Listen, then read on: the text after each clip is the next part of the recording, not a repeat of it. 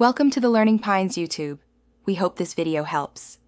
You begin by confirming the keyboard is physical and not an external unit. Power off and unplug the laptop. Remove the battery if accessible to avoid shock. Once done, inspect the top deck edge and hinge area for seams, clips, or a release latch. These indicate where the keyboard detaches.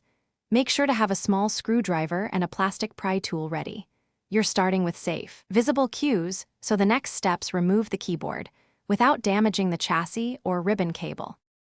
You now remove screws holding the keyboard. Keep them organized by type so reassembly is simple.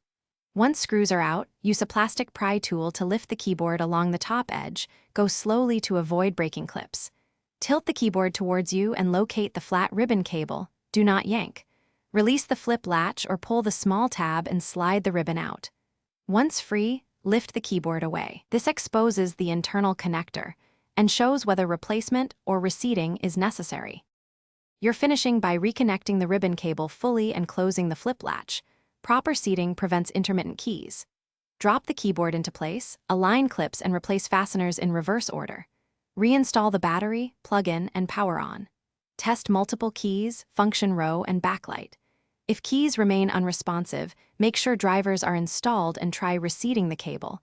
If still failing, inspect for bent pins or replace the keyboard assembly. One key troubleshooting tip: a loose ribbon is... Thanks for watching. Consider subscribing if we helped you.